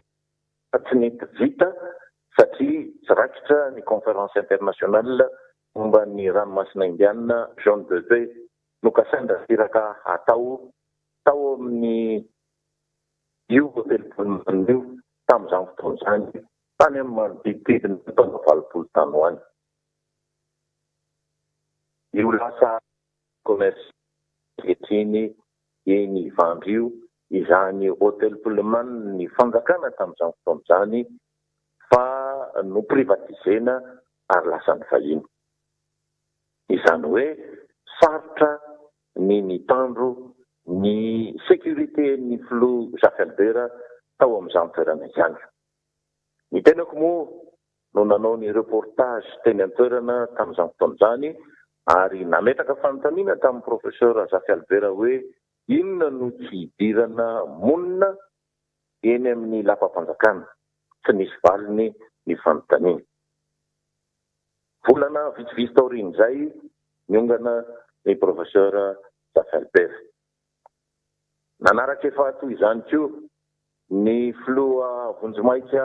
Norbert Lala Ratsirahonana tsy nety nipetraka tamin'ny lapa-panjakana ary tsy lany tamin'ny fifidianana. Toy izany ihany koa ny filoha Ravalomanana tsy nahavita ny mandany faharoa. Ny filohan'ny tetezamita Andry Rajoelina moa dia tsy nahazo ny latsaka tamin'ny 2024 ary amin'izao fotoan'izao ny filoha Andry Nirina Rajoelina dia mitaontaona tovoany tamberitany satria ny tanin'andriana ny tiako nenana fa ny satan'andriana tsy tiako atsaina. Tenin'ireo razana Hendry tany aloha tany izany averina toriana amintsika amin'izao vanim-potoana izao ary marina sy mitombina. Ary rehefa mifandraika tsara amin'ireo fanadihadiana izay atao eo ny lafin'ny politika ankehitriny izany fomba fitenenana izany dia ahatserovana ny fanadihadiana ataon'ny Robert Dalle milaza fa l'exercice du pouvoir entraîne une responsabilité. Izany hoe ny fananana fahaizana dia loharanona andraikitra ary ny loharanona andraikitra dia ny lala fanondrenana responsabilité souveraine. Sanatria tsy manao bingo manao matso izahay ary ny asa fanaovan-gazety dia mikitikitiky ny saina tanana aya fa tsy mitondra vahaolana. Milaza ny zava-misy fa tsy mpanao famotorana polisy na mpananatra na koa mpampianatra sanatry noho izany ao anatin'ny asana tsara ny zavatra rehetra lazaina etony. Maneran-tany dia tsinjo fa tapitra ny tantaran'ny surexité ny indrakindrafana rehetra izay manandrana mitondra ny firenena. Voalohany tamin'izany i Donald Trump nijoro ho lehibe ny surexité maneran-tany. Vetivety dia kofina i Matteo Salvini tany Italia, extrême droite, mouvement 5 étoiles. Vetivety dia rava ny fiaraha-mitantana tamin'ny extrême droite tany Autriche. Manao ny ataony ny extrême droite amin'ny Suède, mpankahala vahiny fa tsy mahofoka. Niala angana tamin'ny Donald Trump i Boris Johnson any Grande-Bretagne raha vao niaratsy ny toeran'i Donald Trump. Latsaka ankaterena tanteraka i Jair Bolsonaro any Brésil amin'izao fotoana izao. Tankina ny vavan'ny Marine Le Pen any Frantsa taoriny ny fifidanana régional natao ny farany herinandro teo tany Frantsa. Nitolagaga hatramin'ny Vladimir Poutine tafaresaka siniona tamin'ny Joe Biden tany Genève fa tena mpanao politika tsingala sy mahay i Joseph Robinette Biden Junior na i Joe Biden filoha amerikanina amin'izao fotoana izao. Nambarany Donald Trump nefa tamin'ny fampelezan-kevitra fa Joe Slitin, izany hoe Joe matory ampitoerana i Joe Biden fa efa antitra be loatra hono ary dia tsy mahataky lazonady amin'ny diniky fanaovana tany amin'ny parlemanta. Trump nefa 17 taona, Biden 17 taona amin'izao fotoana izao. Tao anatin'ny enim-bolana nitondrany any Etazonia dia vakivava izao tontolo izao fa mahay ilay rangahy Joe Biden. Izay dia ampy ny vahoaka Amerikanina ary ampy ikolokolo ny ampon'ny vahoaka Amerikanina iray manontolo. Vitany avokoa ny promesse électorale fampanantenana nataony tamin'izy nanao fampelezan-kevitra. Tsy ampy telo volana dia vitany vaksiny ny Amerikanina zato tapitrisa. Ary amin'ny fahaefatra ny volana Jolay fetim-pirenena Amerikanina dia ho vita vaksiny avokoa ny Amerikanina. Efa voarindrany ny vonintsitaitra ny tanitandrefana OTAN saika noravaravan'ny i Donald Trump tamin'ny fotoanandrony. Nanaiky azy ny Snow. Napetrany tamin'ny toerany ry Benjamin Netanyahu taty Israel tsy lany ho premier ministre intsony. Lasa ny ambassadeur amerikanina niasa sinoina teto Madagasikara. I Madagasikara nefa hitokana ny kianja Barea sy ny Dirbe manazava azy ny aliny fahaenina amby roapolo ny volana Jona fetim-pirenena ho avy izao miaraka amin'ny matso défilé voalohany atao amin'ny andro alina eto Madagasikara. Gaga ny besin'ny maro mahita izao raharamborondolo izao. Inona no mahazo no entin'alina toy izao ny fahaleovan-tena-pirenena. Miampitombo hatrany ny zava mahatalanjona miseho ataon'izao fanjakana izao eto Madagasikara. Lasa tsy rehitsaika ny filoha tamin'ny herinandro teo na dia tsy mazava azy ny antony nahafahany niditra tany Paris satria nilokaloka ny filoha fa tsy nihevitra velively ny hanao vaksiny ny tenany. Ny feoheny teto Madagasikara dia hoe tsy nahazo viza i Rina Rakotomanga tao amin'ny consulat de France tampoka tafarade tamin'ny filohan'ny tenany. Ny dikany nanatitra any Rina filoham-pirenena no mety halaza azy. Ary efa nomination au conseiller d'ambassade izay ihany no fepetra tsy azony la France hialana tsy hanomezana viza any Rina Rakotomanga. Mandary miatra ho azy mantsy ny règle de réciprocité amin'ny manaraka raha vao vantany ny mandat ny consul de France. Fa iza zany ity Rina ity no mafy be toy izao.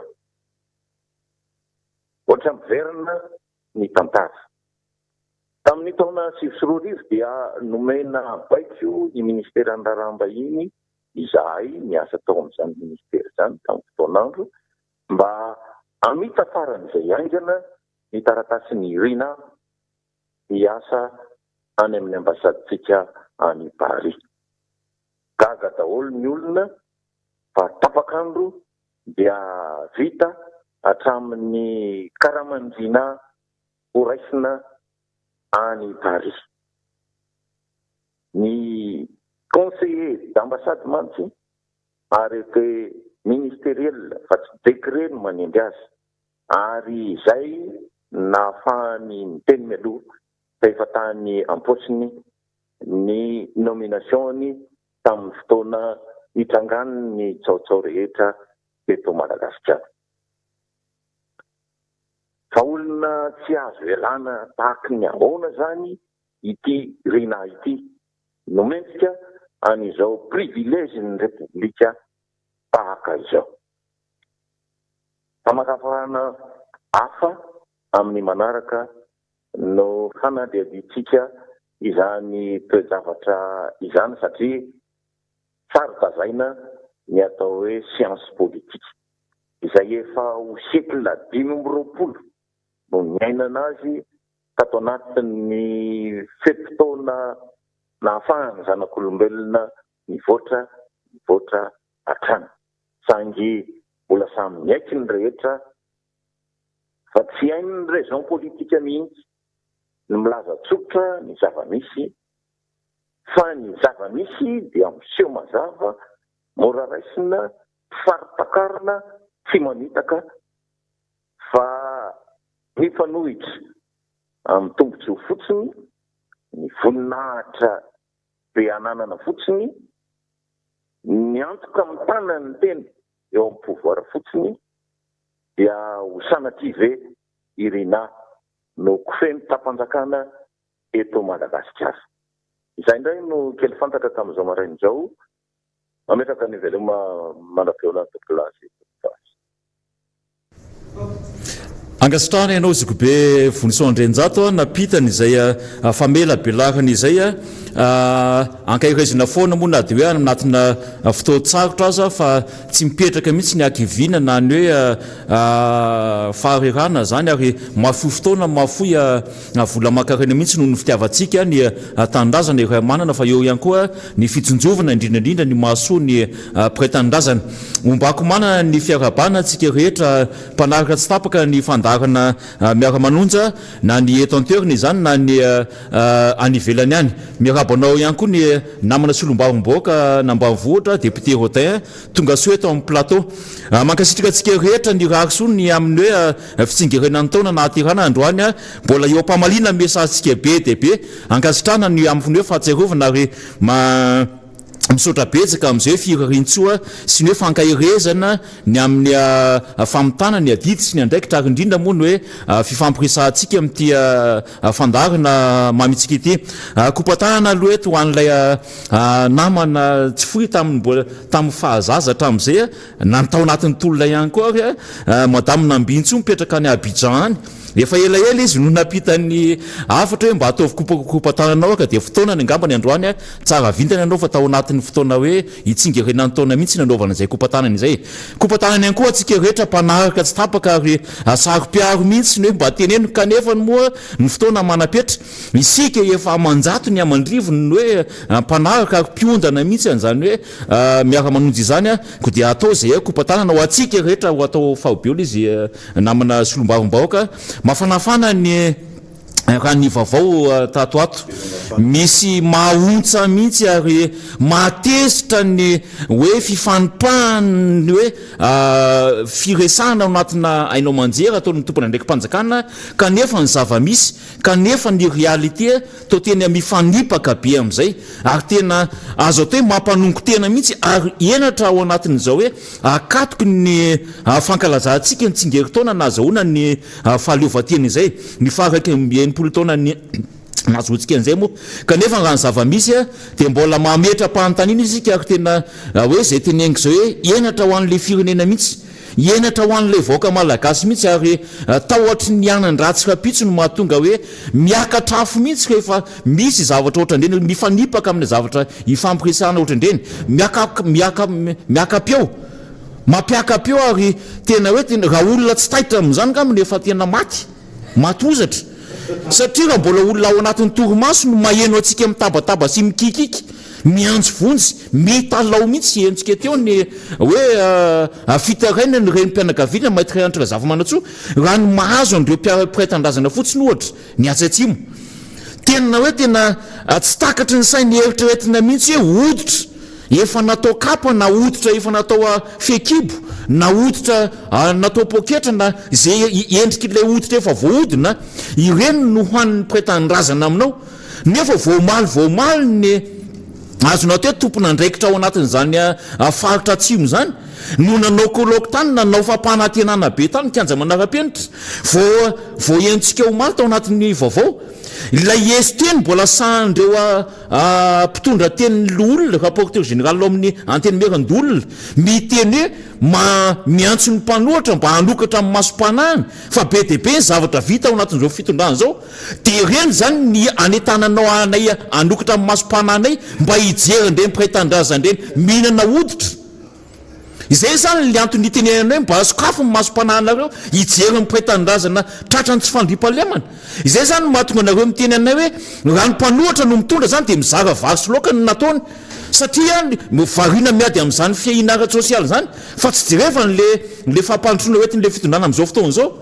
dia reny zany no anairiny atsika ka dia taitra marina moa isika dia iny alefa atsika anatin'ny fahita lavitra amin'izao fandarina ataontsika zao hoe io ka izany le tianareo ampiseho aminay ary io ka izany le tsy lara-pahamehana aminareo ary io ka izany mahatonga anareo maika tsy faingana akalaza ny fetin'ny fahaleovatena na ny fitsingerenana nazonan'ny fahaleovatena amin'ny andro alina ao amin'ny kianjam-bary kianjam-mamasina izay novainareo anarana eo kianjam-bary izay mbola endrika saritsary ny zavatra mampanofo sy mampitomany ary mampahony eny na mana solombarom-baoaka miendrika ary tsara toerana moa no ilazan'izany zavatra tianeniko zany satria tena asanareo mpanara-maso mihitsy ary asanareo mitaky ny fahavitan'ny mpanatanteraka an'izay hoe ho tombotsoa amin'ny vaoaka maro an'izy izay sady miaraba anao no malotra anao ny fitenenana miaraba namany erika ary miaraba ny vaoaka malagasy rehetra aokatiky ny asaramanitra miaraba ny namana rehetra ny velany kopakopatanana zay rehetra mahita nyty miara manonja itya eran'izao tontolo zao mitomany ny Madagasikara ny vahoaka amboniny zay le hoe mitomany Madagasikara satria loza amina tamboa nafitriky ny fitondrana iaina n'le vahoaka malagasy eo ambonin'le Madagasikara zay no natonga ny teny satria isorana be deabe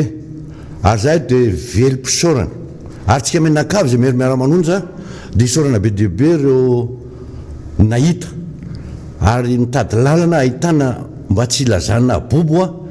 sy le balarora ho an'ny vaoaka malagasy dia avoakanao amin'ny télé malagasy ao amin'ny renema sy ny nama miaraka amin'ny fitondrana zay miaraka aminao anankitelo na efatra ny télé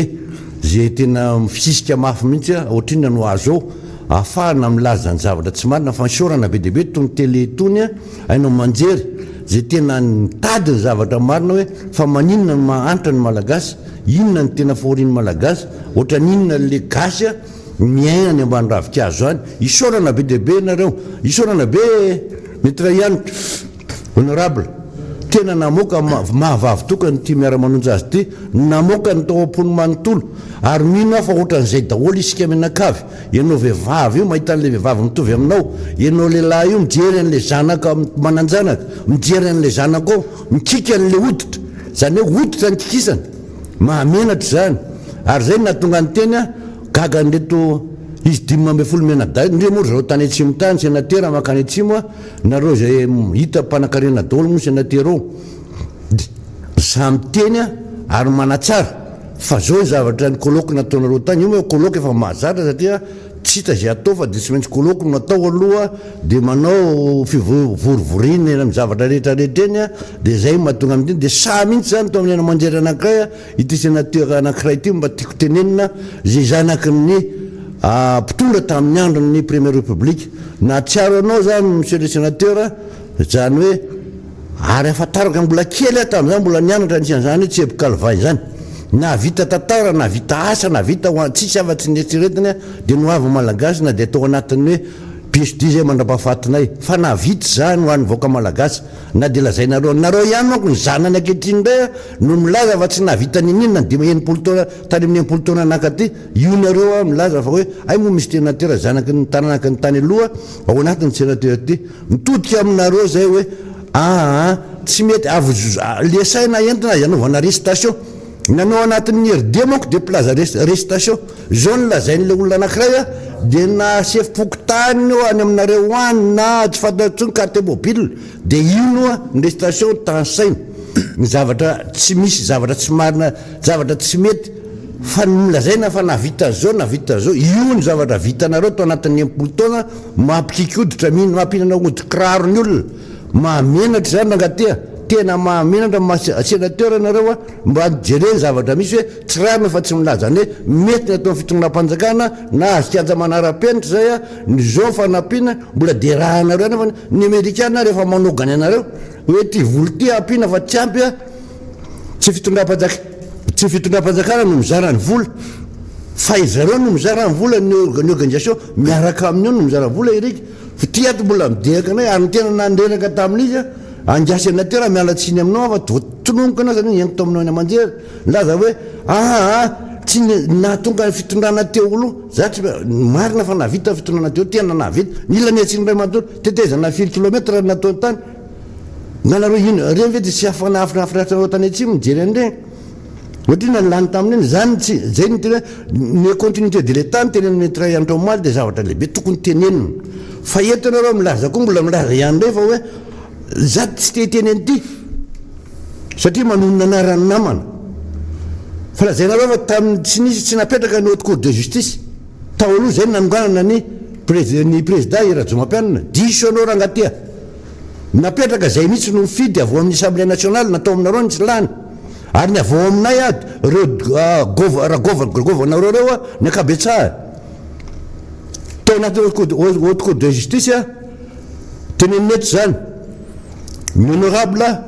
gouverneur Fianaratsoa, ao ny honorable député ny Lalanginy, ao anatin'izany a io mbola sénateur vavy eo aminareo io avany amin'ny Atsinanana reny napetraka tao a ary ny anankiray a avany ny ministre honorable avany amin'ny Solala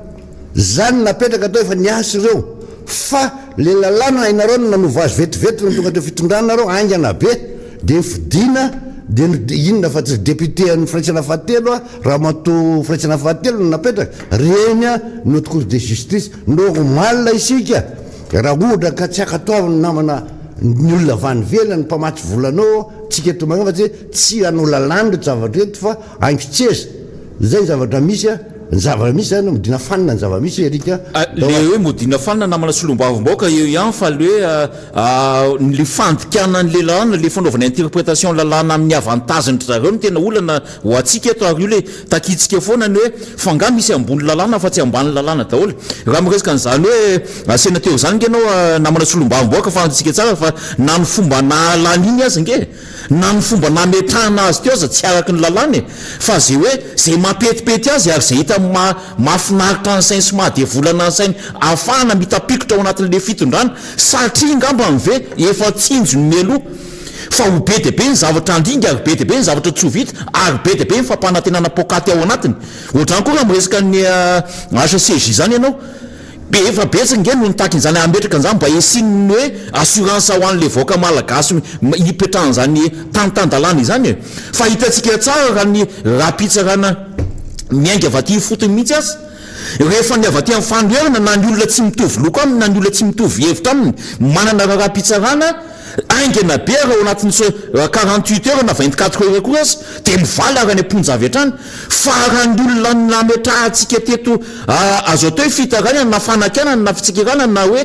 tokony ho araha-maso satria raha ny tokony ho izy any zavatra tenenin'ny mpanao gazety na ny zavatra tenenin'ny mpanohatra na aia fotsiny hoe ohatra ny hitantsika amin'ireny ankety ataon'ny polisy judiciaire reny ny hoe misy olona ihina ve raha ohatra ka misy olona tratra zany tratran'ny alatra ohatra na hoe vakitrana zavatra ohatran'izany dia antanina le olona hoe misy olona ihina ao ve ka raha miteny zany le olona hoe misy ahina ihany dia tonga dia aingana avy hatrany le polisy maka ny renseignement momba an'iny ary mampiantso an'le olona dia antanina mihitsy hoe na iny le olona ohatran'izao ianao fa ianao ta ohatra nandalo teo amin'ny trano na ohatran'izany ny antsika eto efa mpanao gazety na hoe isika mihitsy no miteny hoe izay dia manany fisina kolokolo na manany fisina hoe famidikotonam-bola fa ny zavatra ataon'le fitondram-panjakana iny ndray no arovana ary iny ndray aza no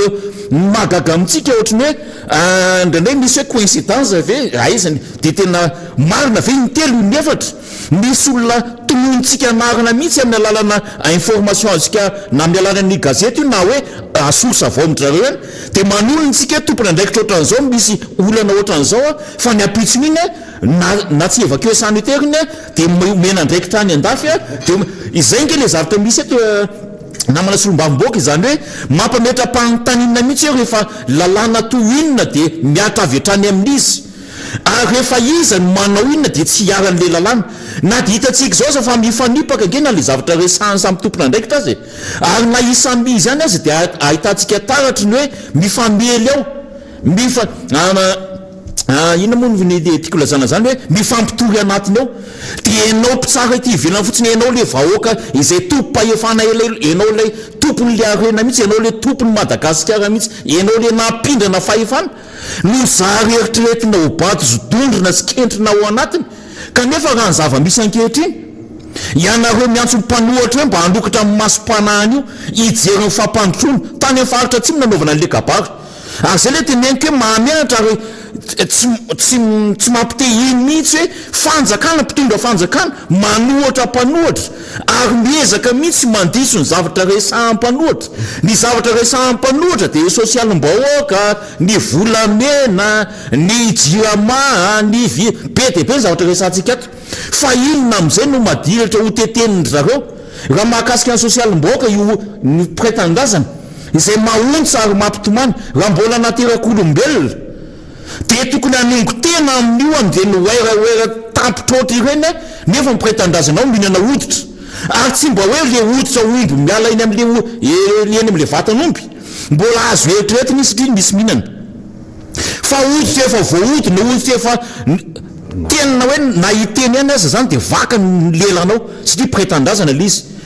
izay lozaka hoe tsy mba mipetraka ho kristianina akory dia mba mipetraka eo amin'ny toeran'le olona fa fandatsana sy Yesu no omena azy keretsy fanjaritsakafo miatra aminy kianja manara-penitra lazainao fa fampandrona ho apetraka any amin'le toerana dia tsy zakanareo mihitsy rehefa miteny an'le kianja manara-penitra ny atao amin'ny Miara Manonja satria eritreretinao fa miady edahana amin'ny haingo ivelany nefa ny ao anaty tsinay vidy raha foana dia zany ve namana solombavomboaka no eritreretina hoe lara-pamena ary hitondrana n'le firenena io tasy ohatrany metra iandray nampatsiaro satria miresaka an'izay ihany ianao satria resaka haute cour de justice niresa ny resaka keryany atsimo a raha jerena sy dinihana raha ohatra ka ny olom-panjakana nidina ny délégation nidina nakany fort dauphin na tany amin'ny tany atsimo zany tany amin'ndrareo tany fort dauphin nanao an'iny colloque iny a tena milaza aminao fa vola tsotokotsoroana fa dia roplanina firy nentina tany 4 firy gazoal ohatra iny zay le zavatra hoe vola vamin'inona nanaovana colloque satria ao anatin'ny teti-bolam-panjakana tsisy resaka colloque a hoe anaovana colloque nanao dinika nanaovana resaka ohatran'io fa mitodika fotsiny amin'ny raha matokeny lasa tsy fantatro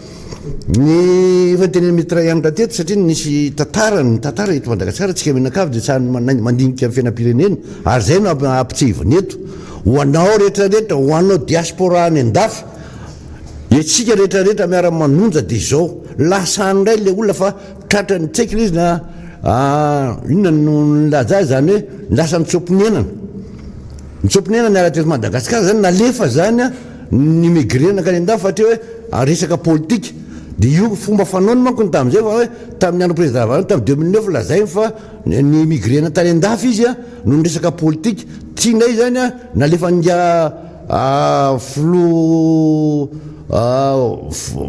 filom-pirenena nakany an-dafy fa immigrena any an-dafinay zany satria tratran'ny adila politika teto Madagasikara dia aozy no apetraka ka zay no ampitsevoko anareo diaspora hoe misy olona plalohanty tantara ty ary zay no atao hoe raha vola mbola efa nitansainy namana honorable fidèle sy maître to miresaka tany amin'ny porte ny Tamatavy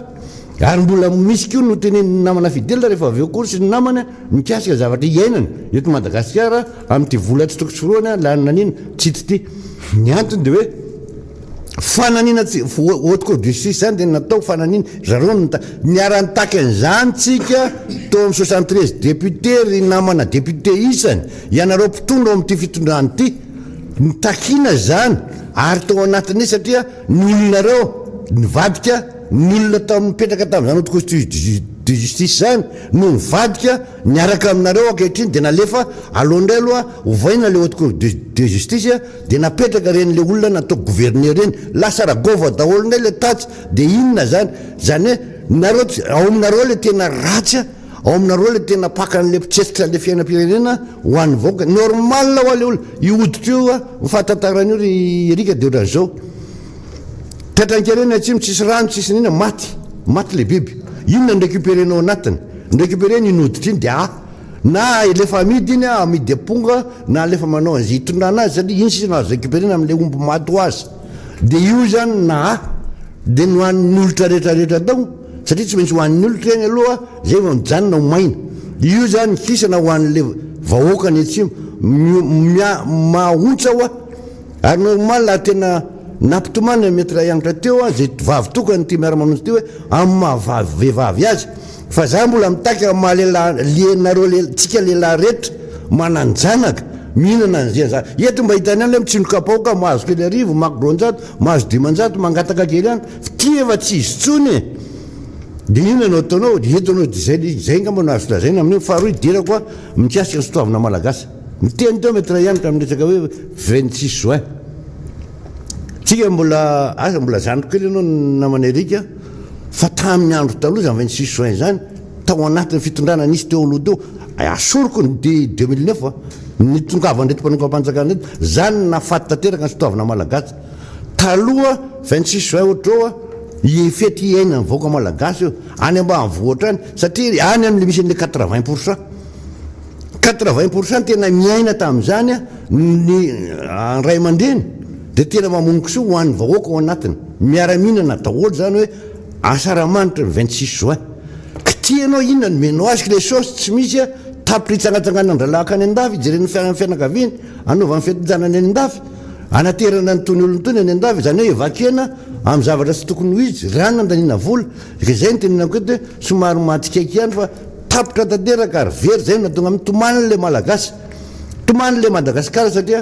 dirandozana fitsika le olona ny ty fiainam-pirenena ho an'le vahoaka ho amin'ny zay neritreretina fa manana no maizy azy satria tsy navelan'Andriamanitra namen'Andriamanitra honosy ary manana zavatra be dehibe azo iainana dia reny ny zavatra misy fa foana tanteraka le sotoavina na inona tenenanao amin'ny fitondram-panjakana ho anareo rehetrarehetra potika reo tanteraka zany sotoavina malagasy zany satria vononareo amin'ny dijimy fiaina amin'ny vaoaka malagasy. Mbola betsaka moa ny namana andray fitenena namana solombavim-bahoaka ny teny ihany koa tsy te hiditra fahotana aloha androany tsy te ho tezitra mihitsy raha ny zava-misy ny versera androany ary isaorana antsika rehetra ozy aty hoe amin'ny amboalohany hoe firentsisony anina ny fanetrentsika tava angambany hoe mamy fampizarana sy ny hoe fiaraha-mentantsika fa tsy hoary hoe iaraka efanapaka mofo mamy daholo angasitrana be deabe ary sitraka hoentimatory valiana raha mahatsiaro mbola misy fotoana iarahany Miara Manonja ny ekipa Miara Manonja rehetra angambany rehefa mivoaka mpandresy tsika iara-paly ao anatin'izay le hoe isika mpindana rehetra izay zay no ametrahako ny veloma mandrapitafa ho amin'ny manaraka indray mankasitraka mankatelona tompoka. Toy ihany moa zany ny fandara Miara Manonja ho antsika malagasy rehetra fa somary mbola omaly ihany nahitako ny zavatra anankiray ity ary tena somary gaga ihany ianao ry PN mino fa mitovy amiko ianareo hoe ny fanjakana milaza fa resy le aretina maty tsisy tsony le aretina mihena isan'andro ry amin'ny tableau amin'ny fanjakana fa mitombo tsy fantatra tsony zany hoe le olo araka teneny namana fidelina moaly le zavatra avoaka tsy marina ary tsy laingany ankabetsahany zavatra fa gaga be ao moaly namana arabaina namana arabekitsara tonga eto anao avany avaloka aloatra mangory tonga eto amin'ity table miaraka amin'ity vahoaka malagasy eto anatin'ny Miara Manonja dikany fa omaly namana rabekitsana dia tonga tany atsimo tany atsimo atsimo atsinana sa tany nandeha tany nisy ny fahasalamana dia gaga samy talanjona hoe tena petraka mihitsy le obolana any aminay any amin'ny 20% ny vahoaka le tany any ambanivohitra io zay filazanay azy any hoe lasy ny alika vao mitady vato zay filazanay azy any ny anton'le lasy ny alika vao mitady vato omaly zany dia tonga tany ministre sy ny délégation manokana mitondra anreto fitaovana epi zany ho an'ny mpitandro fahasalamana fa taizy reny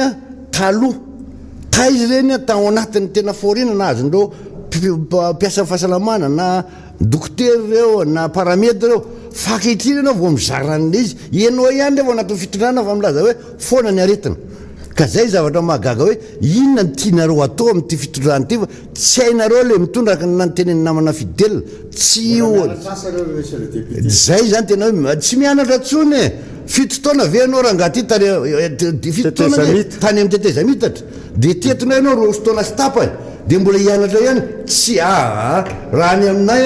zavatra andriamanitra tsy naninona hoe sikapo fa manimba ny tany vao manga masaka aka le manga zay le izy vao manga masaka kely sisy satria le gasy any tsy fantatra tsony nohaniny rapitsa asany aminareo any nanahoana fa raha ny any aminay na tsa fa na io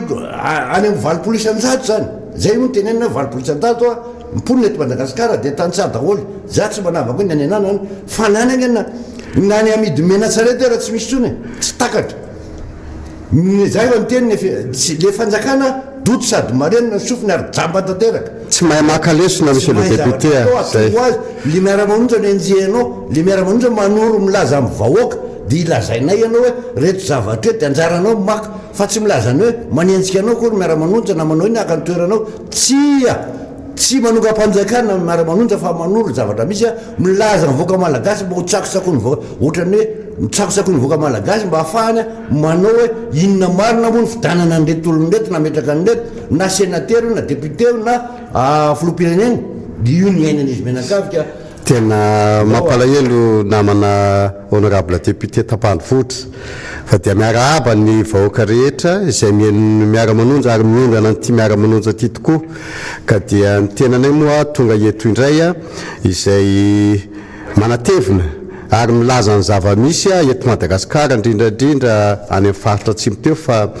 tena mampalahelo tokoa araka ny voalazan'ny maître ianitra teo ny zava-misy any amin'ny faritra atsimo any fa tena mampalahelo zavatra magaga honorable député Tambanivohitra dia misy ny vola fa le zareo mihitsy tsy mahay mitady vola ary tsy mahay mampiasa an'le vola mijery le vahoaka malagasy sahirana izay zany ny tena hoe magaga mba tsy lazako fotsiny resaka any aminay ihany aparafara vola any amin'ny resaka carrière io betsaka nge ny vola miodikodina amin'io carrière io nefa ny impact zay ny redevabilité monsieur le député tsy misy mihitsy na fampandrosoana an'le tanàna commune kely io tsy misy fampandrosoanao fa de mahantra any atsimoany jerena tsy haindry zareo mihitsy mite hoe ahoana fomba ijerena an'ity resaka fitadiavam-bola ty noko moa ny code minier koa hatramin'izao mbola tsy mety tonga koa dia izay koa ny tena problème koa monsieur le député ka dia ny fandehany fevera koa ny fandehan'izy io izareo tompony andraikitra ao amin'ny gouvernementa mihitsy na le filoham-pirenena mamim-bahoaka voalazan'zareo tsy mahay mitantana an'ity firenena ity ary tena mampalahelo raha zao ny zavatra mitoy tena ho potika tanteraka ny firenena vola azo rehetra tamin'ny covid-19 reny tsy misy ny fijerena akaiko hoe manahoana ny fitantanana andreo vola reny transparence tsy misy hoavy zao loi de finance ary zay ny tena atony jerevantsika eto monsieur le député tsika amin'ny rahalahy eo ao anatin'ny fanaovana ny LFR zao hatram'izao efa ho tapitra ny session hatram'izao tsy misy travaux de commission ao amin'ny finance ny tenako membre ao amin'ny travaux de commission finance membre amin'ny commission finance fa de hatram'izao tsy misy fampilazana de ny roa andro ndray andro fotsy de tonga de olanina ndray io loi de finance rectificative io de bory tsisy zavatra mandeha amin'ilony monsieur le député ny fandeha nytira raha-pirenena ity ary tena raha zao ny fandeha ny tena na isika ao amin'ny assemblée nationale lara tsy hita tratrany ty virtuel ty koa moa de visioconférence io de manahoana ny tsy mba misy ny présence physique ny filoham-pirenena mamim-bahoaka amin'ny teny hoe olona ronjato tsika ne 50 raiky amin'ny 50 monsieur le député azo atao tsara mamory antsika na elanelana 10 metatra ary any amin'ny CCI vato matahotra reo fitondram-panjakana reo miliona amin'ny fanatrika amin'le solombavam-bahoaka matahotra ny fitondram-ny membre ny gouvernementa impiry tenenina ny membre ny gouvernementa hoe ataovy tsara io loi de finance rectificative tsy misy ny zavatra misy zao ka de ohatrohatr'izay ny fandehan'le any atsy fa mampalahelo raha ny zavatra mitataran'ny maître iantra sy ny vidéo nandeha teo fa tena hoditra omby efa firy ny reny nohanina ve ny olona any efa mitafy hoditra de mbola mena hoditra omby koa de tena mampalahelo ny fandehan'iny zay ny fandehan'iny fa mikasika ny resaka any amin'ny districtna parafaravola sy any amin'ny faritra loatra misaotranao monsieur le député faritra any loatra mangoro ny zava-misy any resaka tsy fandripalemana de tena manainga ny fitondram-panjaka tsy fantatra mihitsy hoe inona ny zava-misy ao amin'ny mpitandro filaminanareo fa de misy ny kidnapina isan'andro avao fakomaro zao mbola nisy kidnapina lehilahy lehibe ndraisina any an-tanimbary ary soa ihany fa fianakaviany zareo anatin'ny fitondram-panjakana ny tratra mba ho fantatry zareo mpitondra fanjakana any atoerana mihitsy surtout ao amin'ny faritra loatra mangoro ao amin'ny aso amin'ny région ao de tena zokony mihitsy ny tratra amin'izao fotoana zao amin'izay tena fantany mihitsy hoe zao ny mahazo an'le vahoaka madinika fa de any tanimbary any nraisina olona lehilahy lehibe de tediavana 50 millions d'ariary de aiza hoaiza mpitandro filaminana amin'izany fotoana zany misy maty isan'andro ao mitratra nyity dahalo ty de aty vangongo aty amin'ny province aty foana aty amin'ny chef-lieu de Madagascar ty foana ny mpitandro filaminana anao matsy an-tany manao matsy ao mamasina zao de zany ny zavatra rehareana sy oeraoera ataon'ny fitondram-panjakana fa tsy jerena mihitsy ny zavatra misy ainan'ny vahoaka madinika any ambany ravinahitra any dia andy amin'ny commune rurale Morarano Koroma zay dia misy kidnapping isan'andro aiza nareo au niveau gendarmerie, aiza nareo au niveau défense, iny efa tratranareo delina kely dia mbola misy ihany ny zavatra miseho ao amin'ny commune Morarano Koroma izay mifanolobodirindrina amin'ny Andrianena io. Dia mitarainy isan'andro vahoaka malagasy ka eto miantso anareo mpitondram-pahatsara ao anatin'ny ministère gendarmerie sy ny défense fa indrindra ny polisy fa tena mampalahelo ny zavatra misy any amin'ny faritra aloatra mangoro ka dia ny vahoaka efa miaina ampitebitebena ny asa vary manao ny ataony ny resaka tsy fandripalemana nefa manao ny ataony tapitra omby amanosy omby rehetrarehetra tapitra amin'ireo resaka mpitandro filaminana io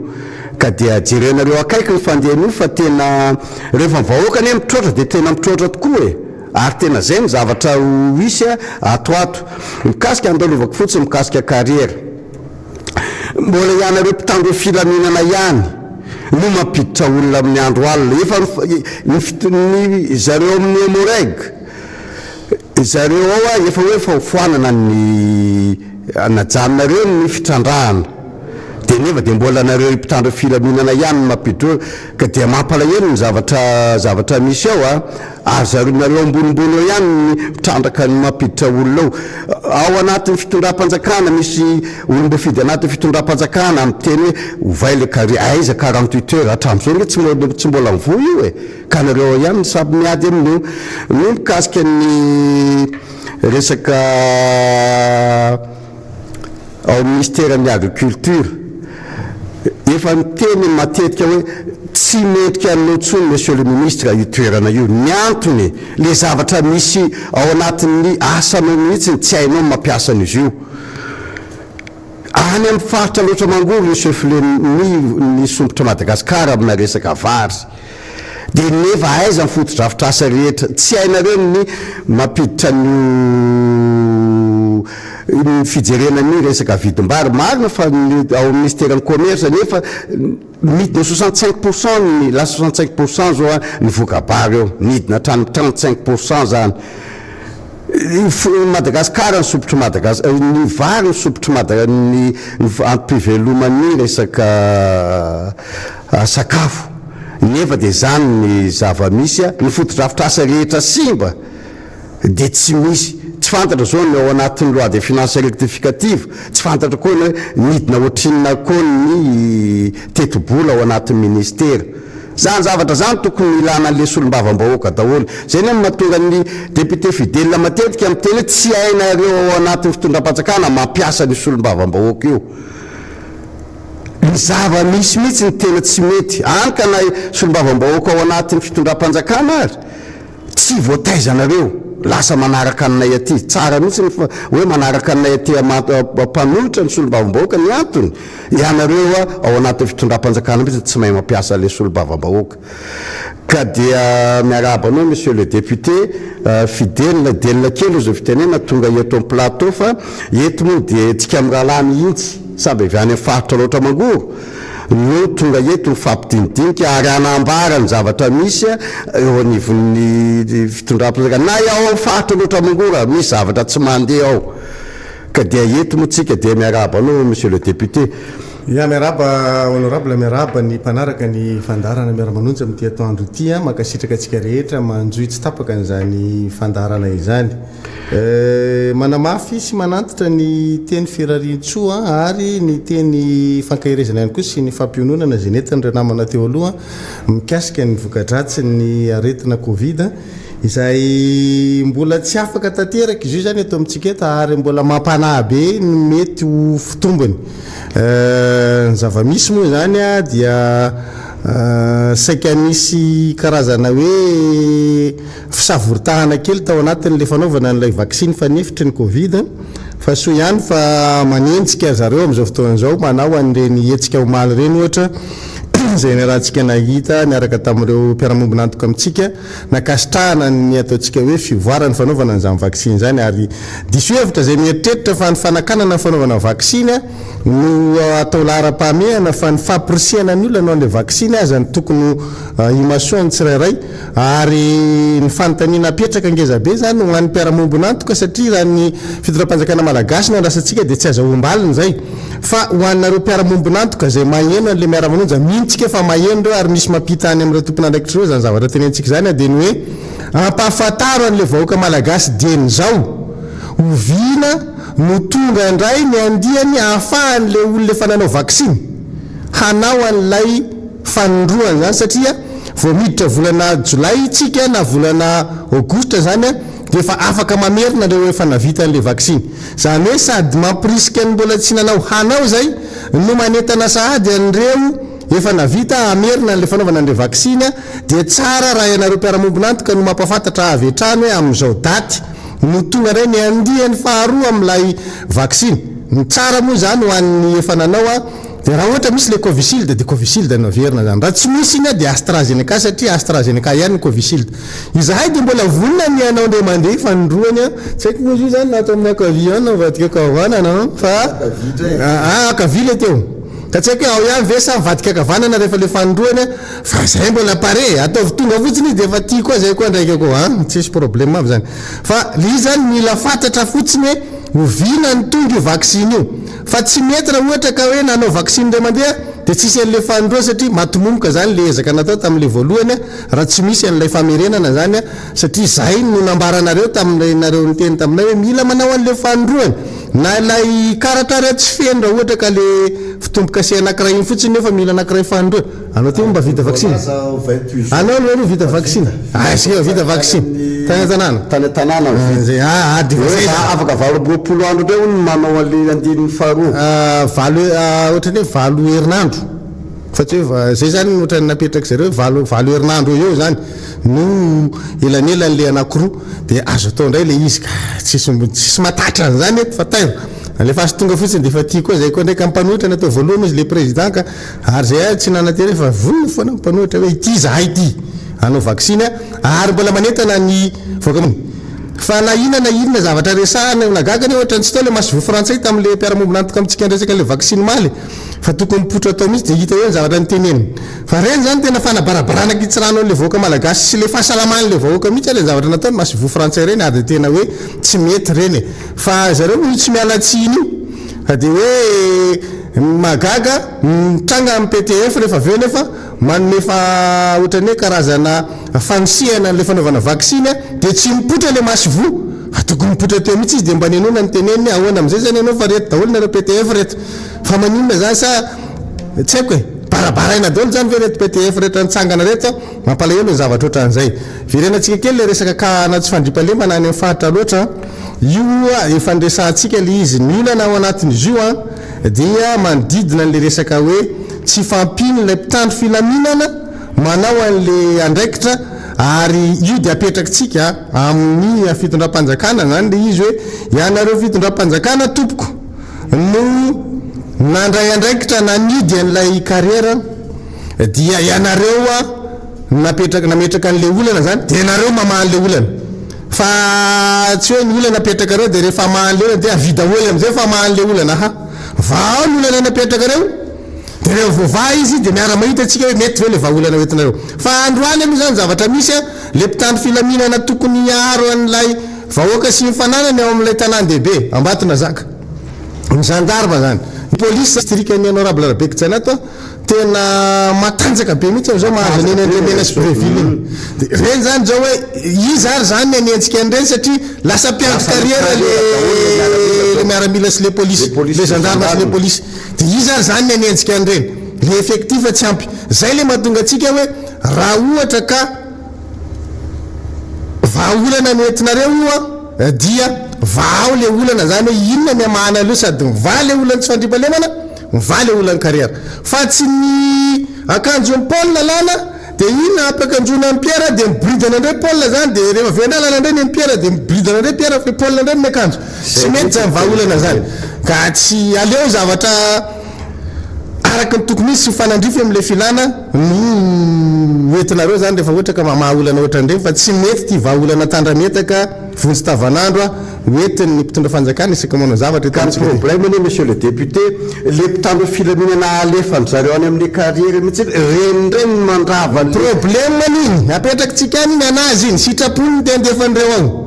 zay zany le izy ka raha ohatra na mpitandro filaminana alefany no micrée problème anazy mamaha zany vao foana tsy ny raha zany tena petrako mihitsy hoe ianareo fanjakana no ny tompona ndraikitra nanidy an'io ka na inona olona na oentin'io a dia nareo zany napiditra an'le olana zay manko le zava-misy raha misy olana zany mitranga no ndraikitra ndraisinareo a nareo zany napiditra an'izay olana zay fa tsy ny olana petraka reo a dia rehefa aveo amin'izay nareo amahan'le olana fa satria sahirana atsola daholo solombamboaka miatsareo solombamboaka fa ivorytsika fa hijery vaolana mikasika an'le carrière aha vao ry olana napetraka reo dia vao izy misy ministre miarena akibony tany angety anao inona fotsiny le misy tokony hidina tany izy aiza am'izay vaolana oentin'le ministre misy secrétaire mpanjakana medidiny zandary eto misy ministre fiarovam-pirenena eto misy ministre polisy eto vao le problème fa tsy solombamboakany andeha tadiavana hoe andao iara-dinika soatran'izao am'izany vao nareo ny olana napetraka reo nareo nanakatona an'io no napiditra ny olana ao dia vao le olana zany rehefa mitranga ninona olana mitranga ao amin'ny carrière ao zany androany dia ny fitondram-panjakana no mahatonga an'izany zay fotsiny misy zay tsisy akoatran'izay fanazavana raha misy olona mangalatra ao na misy olona manao inona ao na misy olona misalegy ao na misy olona mitsinjaka ao na misy tsy haiko zay zavatra mitranga ao dia fitondram-panjakana no natonga an'izay zay zany tsara fantatra le vahoaka hoe zay zavatra mitranga rehetra ao amin'ny carrière androany dia ny fitondram-panjakana any rajoelona no mahatonga anazy ao satria zareo nandray ny fanapa-kevitra io sombamboaka efa ny vory volana maromaro lasa tamin'ny heritaona zany a sa tamin'ity voalohany taona ty tamin'ny heritaona tamin'ny heritaona tsika no ny vory sombamboaka tamin'izany dia nanapaka hoe izahay dia mangataka aminareo fahefanam-panatanteraka tsy anakana ny asan'ny olona tao anatin'ny carrière eo nanaovana soni zany tao amin'ny préfecture tao Ambatondrazaka vita ny sonina nisokatra ny carrière niasa ny vahoaka taty ariana ndefa napakevitra nareo fitondram-panjakana hoe akatonareo le izy nareo zany tomponantoka manomboka eo nareo ny tomponantoka zay olana mitranga manomboka eo anareo zany tsisy dinana intsony zany ary zay tsy bidibidina enazy io dia vao nareo zay olana mitranga ao fa olana napetraka reo zay ao zay zany ny zavatra tsara matao mazava mihitsy zay honorable mikasika an'io carrière satria lasa tia matipatitra an'le olona am'izay manko zareo anatin'le izy dia ka misy an'izao ka misy an'ity azafady mazava tsara mihitsy hoe efa nanao niezaka nanokatra zahay tamin'ny fotoanandrony dia taty arina nareo nandefa napakevitra hoe anakatona dikan'izay a efa tapitra ny eninay anareo indray zao